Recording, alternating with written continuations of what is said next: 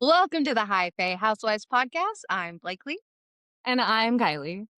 We are currently working towards our Masters in the Maasverse. Our current course is focused on Crescent City, House of Sky and Breath by Sarah Janet Maas.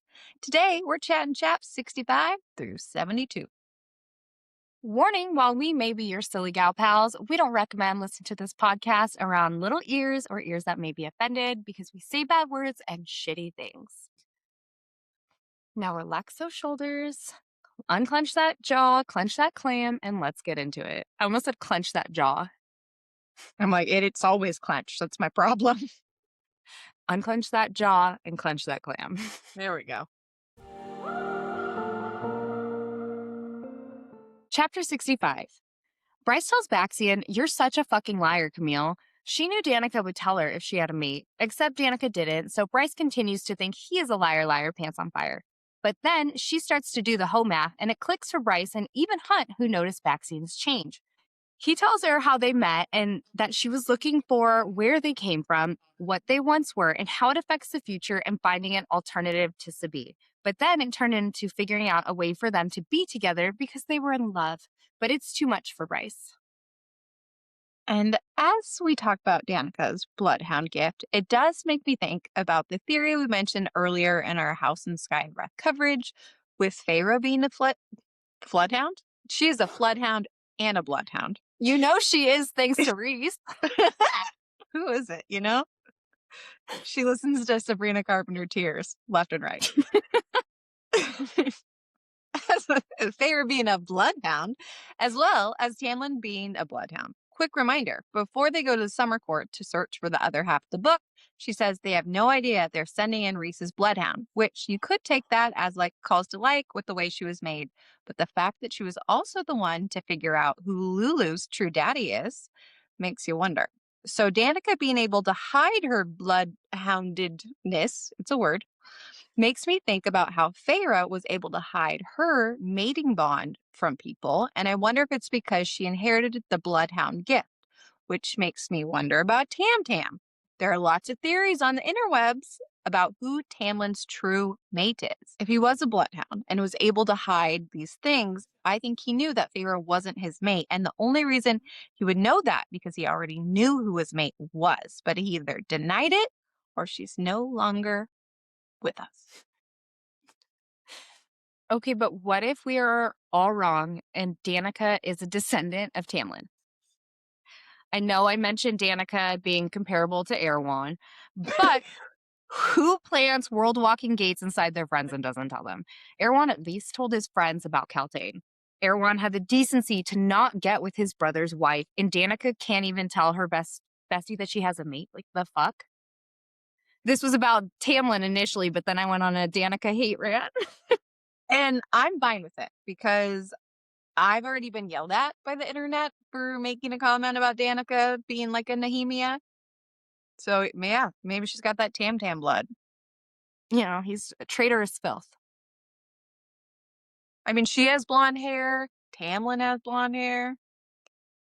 Who's to say? We don't know. So, once again, theories, not that deep, guys. But we also need to talk about how interesting Baxian is. While discussing things, Baxian says, because she was researching shifter ancestry, mine is unique. Bryce says, you shift into a dog. What's unique about that? To which Baxian responds, she wanted to know about my shifter ancestry, really old shifter ancestry that manifested in me after years of lying dormant. She was examining the most ancient bloodlines in our world and saw a name on an early ancestor's family tree that could be traced all the way to the last living descendant, me. And we don't get more about his history, but a reminder, a hellhound is a mythological hound that embodies a guardian or a servant of hell, the devil, or the underworld. Typically depicted as a large, black, muscular dog with burning red eyes. They often serve as protectors of graves, guardians of hellish realms, or harbingers of death. While often portrayed as malevolent demons, some traditions view them as guides or guardians that protect travelers or, in some cases, protect the realm of the dead from unauthorized intrusion. And I find that so interesting with Argos, Baxian's last name meaning shining white and brilliant. It's definitely giving like the protector aspect of Hellhound. You know who else were shifters but not Fae? Lysandra and Falcon Anar from Throne of Glass. There are also shapeshifters in ACOTAR, but those were the Nixies that dwelled in lakes and rivers. There's also the Bone Carver who can technically shapeshift, but not the same. And I would think Baxian's line comes from Aurelia in some manner, not the ACOTAR. I think so. Or, yeah, who's to say that the ACOTAR doesn't come from Aurelia? I think it's Lysandra, not Tamlin, unless there's another timeline where Lysandra and Tamlin make a baby. Or Tamlin is a Lysandra Adian. I feel like Lysandra would like Tamlin because she liked Adian. Right. So she likes little bitch boys. So it makes sense. And Yeah. or you really could look at it like maybe Tamlin is a heir from frickin' what's his name? Adian. I hate him so much. He was blonde. He was blonde. And a shifter. Got the Who's to Lysandra. say? Who's to say? We're just throwing shit out, but possible. True. Bryce starts grilling him. She asks about Sophie. He lets her know Danika learned about Sophie's existence while investigating Thunderbird lineage as part of her research into shifters and our origins. She traced the bloodlines and then confirmed it by tracking her down and scenting her. And then asks him about the numbers on Sophie's arm. Shout out to Baxi Boy because he lets her know it's a system of numbering rooms used in only one place in Midgard, the Asteri archives. He knows because he gave it to Dana Girl. Turns out, Baxi Boy and Danny Girl, I don't know what's wrong with me. Turns out Sophie got inside after 3 years, and that is the hot Asteri goss that she had since those darn Asteri keep things so secretive. Then they get Declan on the hacking case back at Rune's house and give him the 411 on all the things they learned. The gang so far has no ties to Ophian showdown that they barely escaped. They learn that bitch Pippa also escaped. Ethan is shocked about Danika having a mate and is a little judgy because he believes in wolf segregation. While Ethan was busy being a canine racist, Declan finds out the Asteri system is locked down tight. Their cameras aren't, though, so he's going to take a peek-sees into whether or not Sophie gained access to that room. Declan does find the footage, and a very young-looking Sophie came out of that room, pale as hell. Well, now Bryce is about to start hyperfixating on what Sophie knew and getting the full story. The gang is breaking into the palace. And then we have Therian, who is making small talk with the canine racist. Therian shares that he is betrothed and that he doesn't love her. He asks Ethan about his love life, and it sounds like the start to a porno, but that is not where this is going. Ethan shares that he had a thing for Bryce once upon a time, and Therian warns him not to do tragic love story shit and to take care of any unresolved business he might have before they go to the Eternal City. When Ethan says there's something I have to do, I'm instantly like, oh, great. What stupid as fuck decision are you about to make? But speaking of, we are huge trader fans in this household. And I was thinking about casting traders in like the romantasy space. And I was thinking of iconic characters. And I thought of Tom Sandoval. And instantly I was like, Ethan would be the Tom Sandoval in the romantasy traders. 100%. Well, Tom Sandoval had kind of a redemption with traders, and I don't see that happening for Ethan. But then it made me picture Ethan singing in the graveyard with the dolls, and I laughed at my own joke. Oh my God. I wouldn't mind seeing Ethan sing to some dolls. Who else would you cast in Crescent City? I would definitely put Baxian in there. Mm-hmm. Probably the most incapable people, Declan and Flynn. Like, I'm just leaving out all the main characters. I want it just solid B-listers. Yeah. I want to see Jessica in there. Me too. And like Lahaba, R.I.P. She would have so much fun. Like her outfits, she would have the coolest things. She would give Mara a run for her money. She sure would. Lahaba, I think there are 3 traders left. Oh my God. I would hate it. I would hate it so much.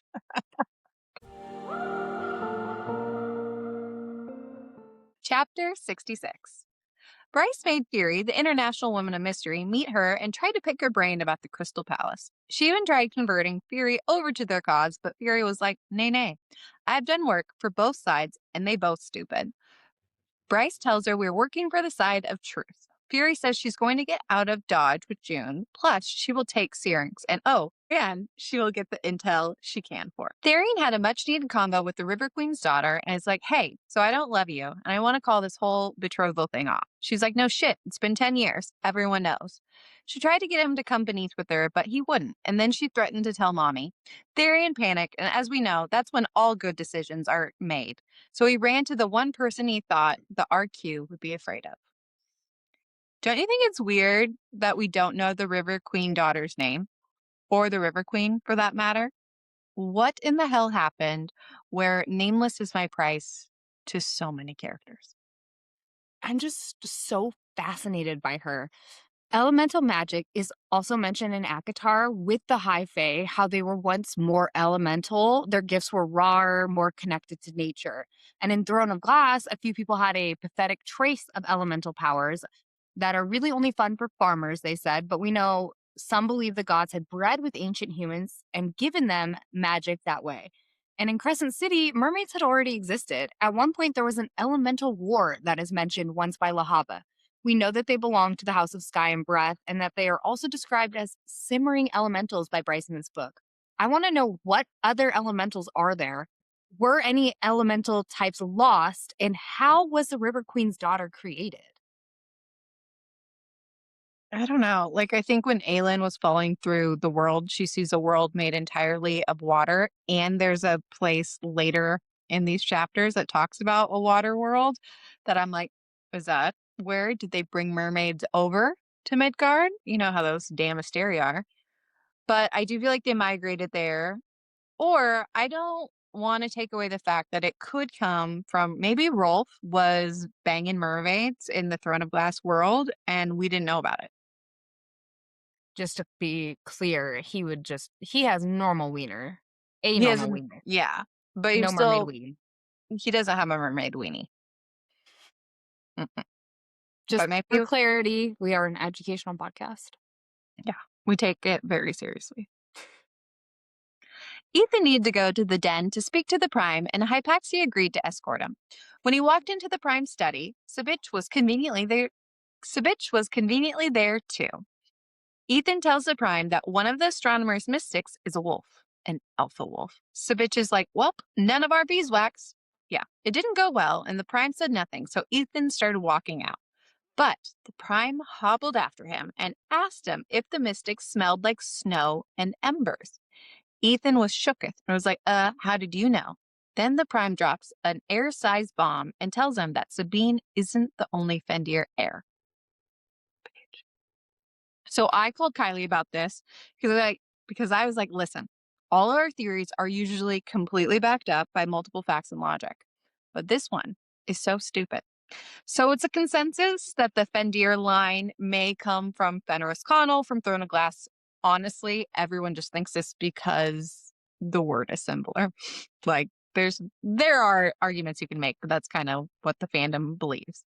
And then Kai mentioned a couple episodes that what if at the end of Kingdom of Ash, where Fenris agrees to go to the other kingdom to see essentially how their democratic government works, he wrote a book about the wolf lineage. I believe that I may have found proof that Danika is a descendant. Gabriel says that Fenris gets grumpy when he doesn't eat. And in the beginning of House and Earth and Blood, Danika downs multiple pizzas when she's pissy.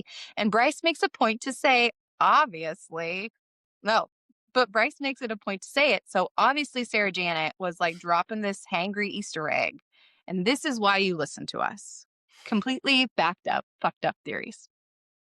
She gives us all sorts of little nuggets. Like, they don't have to be really complicated little nuggets. Just eating fucking pizza. Huge And they nug. both get hangry. Like, it's obvious. They're related. 100%. I agree. Thank you. Chapter 67.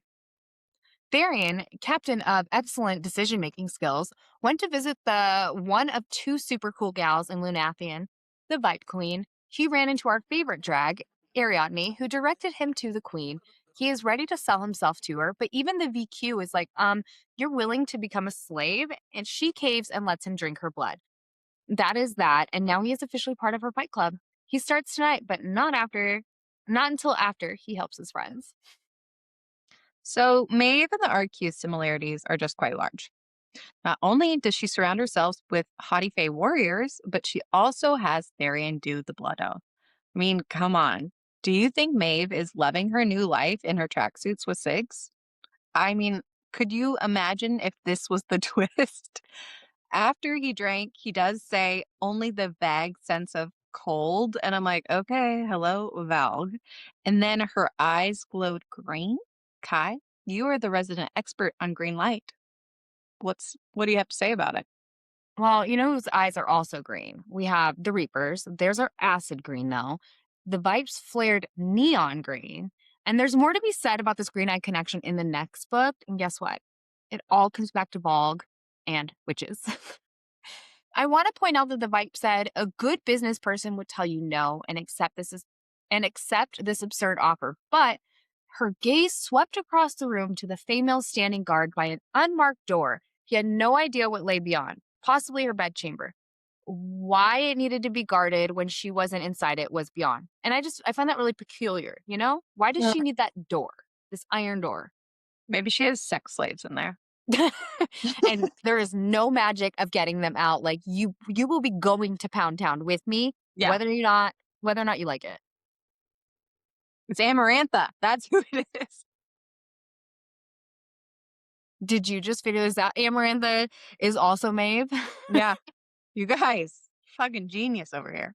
We figured it out. I do want to expand on you mentioning the vague sense of cold. When Therian essentially took the blood oath, the Vipe's blood was described as her blood, her venom dissolved his throat, his chest, his heart. Cold, piercing, and eternal erupted through him. Therian crashed to his knees. And then after, Therian panted, bracing for the icy death that awaited him. But nothing happened, only that vague sense of cold, of calm. And I want to point out that Maeve, a Volg queen, is described as fearsome in her perfection, utterly still, eternal, and calm, radiating from ancient grace. We know the Volg world was a realm of eternal dark and ice and wind. Why would the Vipe's blood taste like that? We know Maeve could mask her blood taste, and I think the Vipe could be Volg or of Volg descent. Honestly, I've kind of like gaslit myself into thinking Maeve is reincarnated at this point, but who's to say? I mean, it definitely makes sense to me that the Vibe Queen is at least born from the void. Whether what exactly she is, which we think, well, I like it. She is, right? Like, who amasses that kind of leadership? She's been around a while. There's just more to her. And anytime the word ancient is brought up in these books, like we have to take a pause because that means like, okay, because Sarah only uses it not very often. And I think there's always a reason for it. It's always attached to some sort of powerful being. And Mhm. yes, it's not a term that she uses commonly. Not like watery bowels. Like she doesn't throw this around, ancient. You say that, and I think about the fact that I was looking up nipple count through all of SJM's books, and she talks about nipples more than she does watery bowels. And she talks a lot about balls a lot in this book. So We hone in on watery bowels, but totally forget about nipples and balls. like she doesn't discriminate. She likes to give everyone their due, you know? Yes, every body part, every function. Mm-hmm. It's important. Ethan found a good thinking bench near the den with Hypaxia. All he can think about is the alpha that is a slave to the mystic, which happens to be Sabine's rival. He wants to figure out what he can do for her. Ethan, being the terrible wolf that he is, bails on Hypaxia and the gang. Yet another poor decision from this fucking loser. All to try and help the wolf. He swears Hypaxia to secrecy about the heir so that they don't worry too much about the situation, and then they part ways. He sent Bryce a quick text to let her know because he is a little bitch and he couldn't even call her. But realistically, I would have sent a text too. 100%. I would have That's a texted. really big thing to say. And like, just to hear the disappointment in someone's voice, I'd be like, nay. Just gonna send a little text. There's a line. It says, I don't think so. Sabine had an elder brother, but she defeated him in open combat decades before I was born. I read defecated so many fucking times, and all I could think was like SJM, like too far. But I realized like I'm the problem. Yeah, you are. I can't read, can't speak. God, there's so much defecating in these books. Just defeated. Watery bowels and defecating, and nipples and balls. Back in Rune's mind, he's having a little meeting with Day.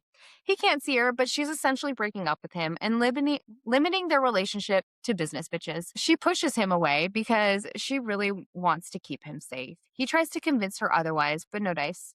She changed the subject and talks about the story of the witch turned monster. The story goes, as the witch fell to the earth, the prince's arrow through her heart, the forest transformed her into a monster of claws and fangs. She ripped the prince and his hounds to shreds. She remained a monster for 100 years, roaming the forest, roaming the forest, killing all who drew near. 100 years, so long that she forgot she had once been a witch. She once had possessed a home and a forest she had loved. But one day, a warrior arrived in the forest. He had heard of the monster so vicious none could kill it and live. She set out to slaughter him, but when the warrior beheld her, he was not afraid. He stared at her and she at him, and he wept because he didn't see a thing of nightmares, but a creature of beauty. He saw her and he was not afraid of her, and he loved her. His love transformed her back into a witch, melting away all that she'd become. They dwelled in peace in the forest for the rest of their immortal lives. They both get turned on by the story, weird kink, and then they mindfuck, nipple licking, titty grabbing, penetrating fun. Good for them.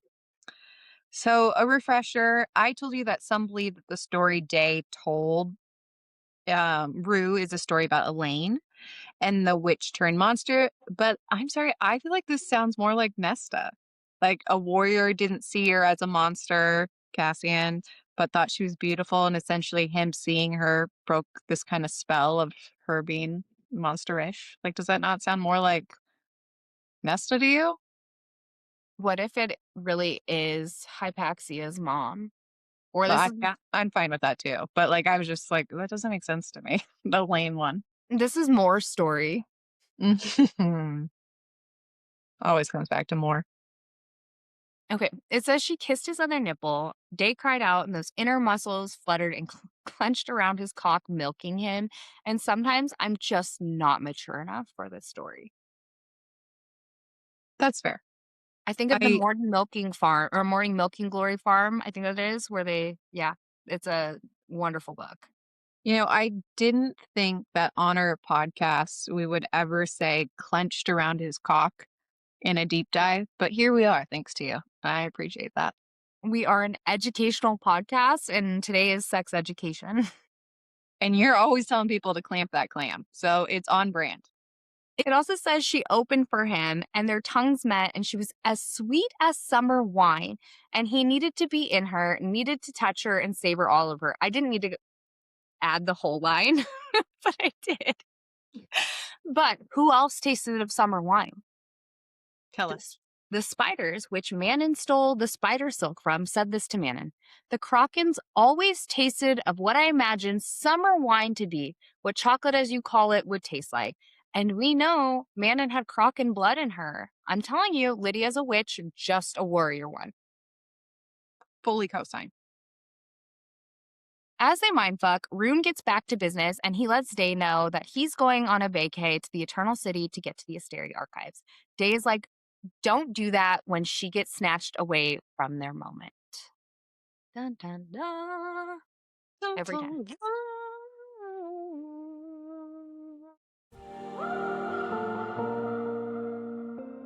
Chapter 68. It's a long one, guys, so be ready. Rune tells the group they need to leave for the Crystal Palace tomorrow and break out his lady love, who he has been mind to mind banging. They fight about who is all going. Hunt says some cute shit about wanting a future with Bryce. They come up with a new team name, Team Fuck You, which we personally co-sign on. Cormac and Therian join the motley crew and they start coming up with a plan and how they will use Pippa and Ophian to create a distraction. Cormac wants to blow shit up, which is respectable. After their powwow, Bryce admits to Hunt she's scared and she feels lost after learning how many lies Danika told her in the past. We end the chapter with Bryce calling June and leaves a message to apologize for swinging her big Princess Dick title around. Blakely wrote, I love spelling errors. They're my favorite. And she wrote Bison Jun, and I'm not over it. I love Bison Jun. I love Bison John. It's beautiful. Do you think Sweet Little Lies is like Danica's theme song? She puts on Fleetwood Mac and she's like every day was living Sweet Little Lies. Probably. That sounds accurate. Shifty gal. Big fat liar.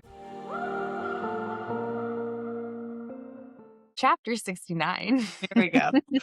Of course, I laugh after it because, once again, I'm not mature enough for this story at times. Yeah. Rune went to check in on his haughty cousin Cormac, who was drinking his sorrows away at a dive bar. Cormac asks how Rune's hot dad didn't break the kindness from him because his dad sure did that to him.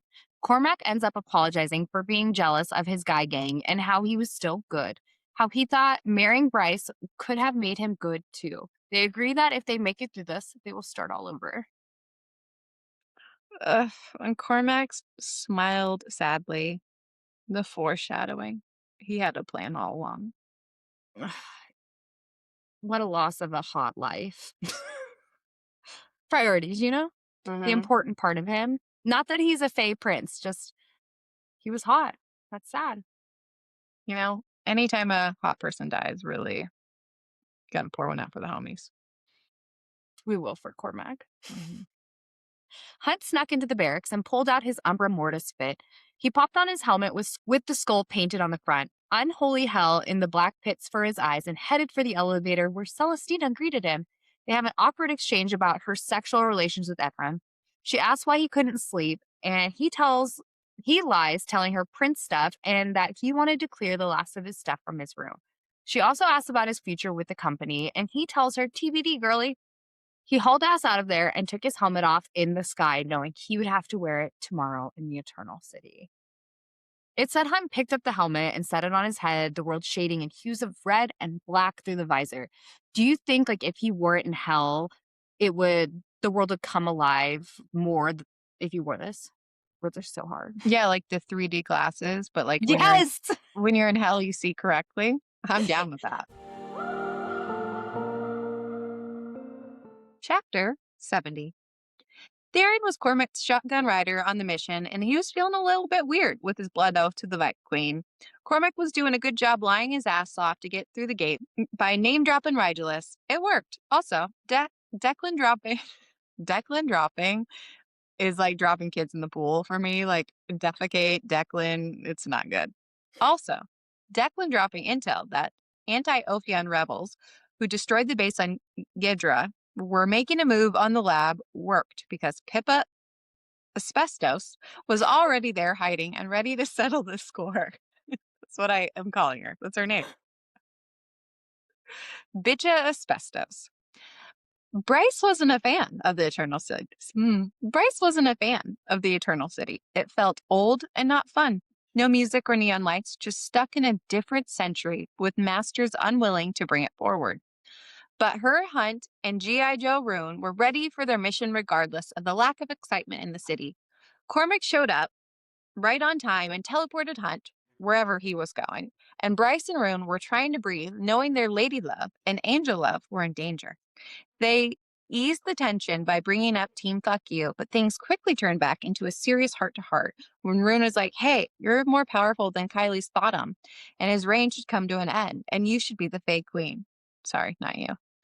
But Bryce is like, nay, no interest. But before they could get into it more, Cormac showed up and told them Athie's waiting and they need to go. Cormac let her know that he may have been dropping some eaves, and he agrees with Rune. She should be the queen. Hunt was having a bit of a panic attack being in the Asteri Palace, but luckily, Rune and Bryce showed up and it was go time. Cormac blew up the Jeep, Hunt lit it up. Hunt lit up Bryce, and now it was her turn to find whatever truth lie within the archives. Not much to comment on. There's just so much action in that. Chapter 71. They were in the Asteri Palace. She was inside the door that Sophie referenced with her arm. Bryce entered a hallway that had some holy number measurements. What she saw were pipes with plaques and small screens. Each plaque had the name of an Asteri. The crystal at her feet flared and she saw first light shoot up into 6 of the pipes because Sirius was out of commission. Then she read the screens, which read power levels. Bryce discovered the Asteri fed on and needed first light to survive, that the quartz at her feet was actually a conduit like the gates in Crescent City. She knew they needed to cut off the first light, destroy the funnel of power, get people to start doing their drops at shady centers, and then they could destroy the Asteri.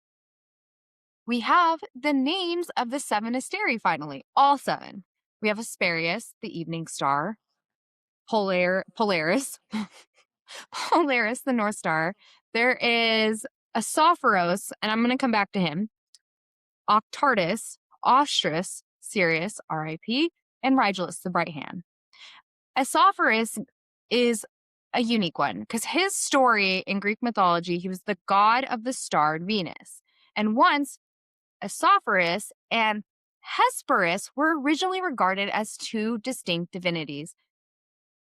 The first, Asophoros, whose name means dawnbringer, was the god of the dawn star, while the second evening, Hesperius, was the star of the dusk. The 2 star gods were later combined. I just think it's interesting that the 2 of those were once separate, and then in mythology, they combined them to 2. Not that it is relevant, but who knows?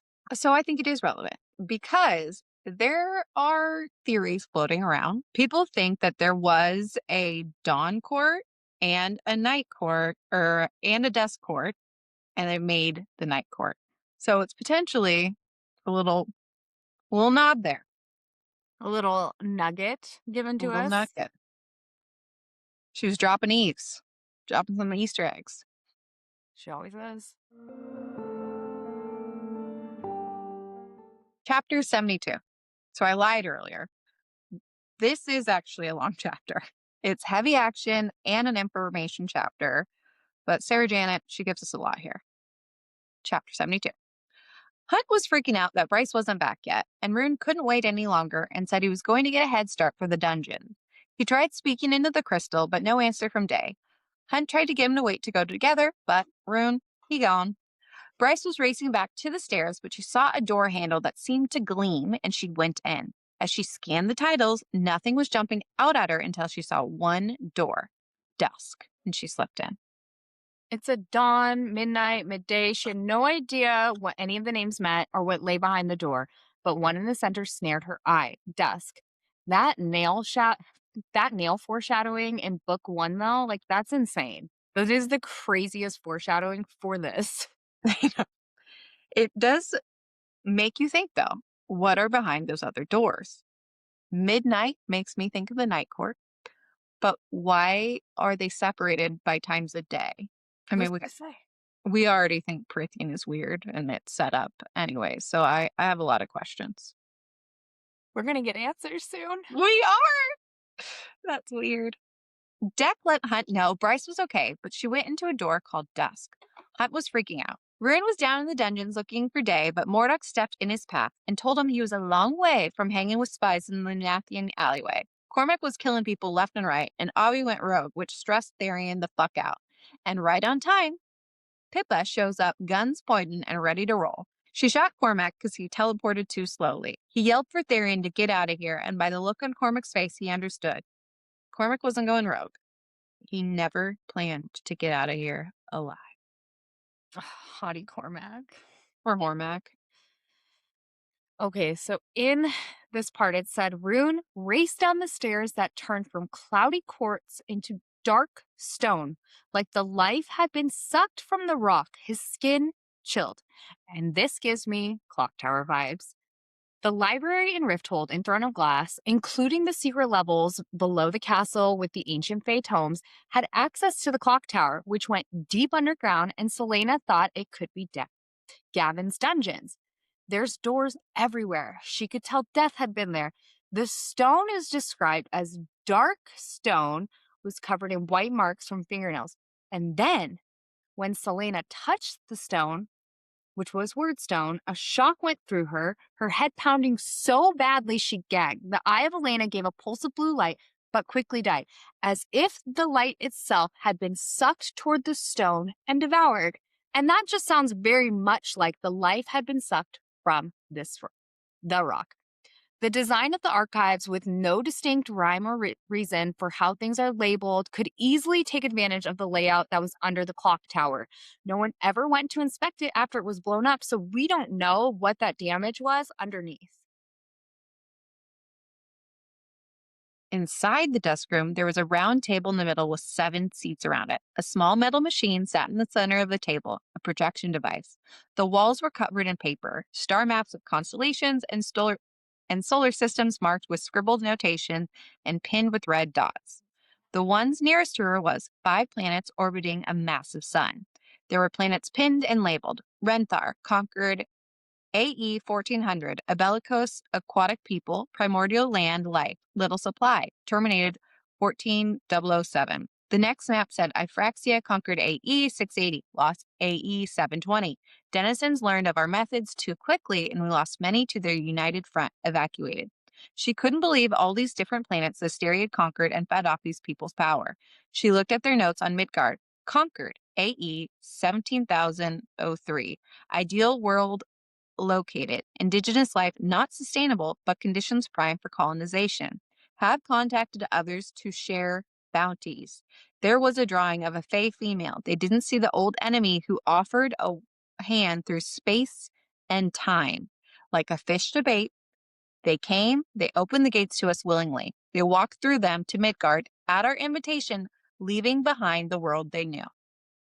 They didn't see the old enemy who offered a hand through space and time. Space and time. So first off, this was not the first time that the Asteri Daglin Valve tried doing this to the Fae, specifically this Fae. The fact that they said old enemy makes you think, okay, they came back. And then what have we been saying a million times over is time is different. Let me remind you of Meryl's research in A Court of Silver Flames. Said she was obsessed of the idea of different worlds, different realms, living on top of each other without even knowing it, whether there's just one existence, our existence, or might be possible for worlds to overlap, occupying the same space, but separated by time. Gwen goes on that some researchers believe that there are 11 worlds like that, but some believe 26, with the last one being time itself. So when it comes to our theory that Lunathian is the southern continent in a different time and Pangea is Aurelia, but once again, different time, this checks out. Plus, I mean, even the comment from 2 chapters ago when Bryce is like, she didn't like the Eternal City because it felt like it was old and stuck in a different century. They're the same, baby dolls. They're the same. You know, I agree. I know. The way you just tell me you agree. Bryce couldn't believe everything was a lie. That the Asteri had lured them here through potentially the rifts to feed off of them.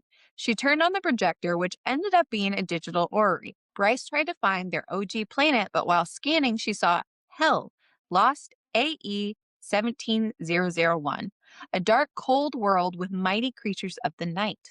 They saw through our lures. Once warring factions, the royal armies of Hell, united and marched against us. We were overwhelmed and abandoned their world, but they gave chase. Learned from our captured lieutenants not to slip between cracks in the realms. They found us on Midgard in 1702, tried to convince our lured prey of what we were, and some fell to their charms. We lost a third of our meals to them.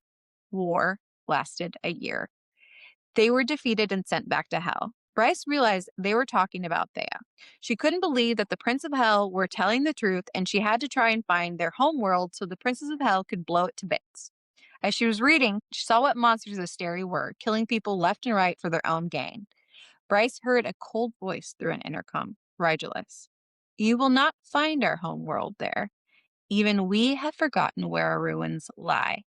Bryce is like, I'm gonna fucking kill you. So I'm just highlighting the term mighty creatures of the night when it comes to hell. We're gonna put in a pin in it and we'll talk about the similarities in the future with the Night Court. What if Aurelia is like the OG bog world? Like, because there's just so many ruins there. I don't agree with that, but what if?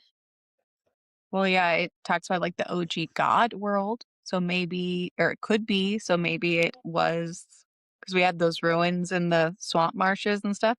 But it was just a bog. Who's to say? Who's to say? Thanks for gaggling through our journey with us today. We have new episodes every Tuesday. Join us next week as we get into the final chapters 73 through 78 for Crescent City, House of Sky, and Brass. Make sure you follow us on social media for all of our latest updates, theories, and more new book goofing. Don't forget to hit subscribe and give us a review wherever you listen. All links are in our info, you giggling gal pals. See you next week. Bye.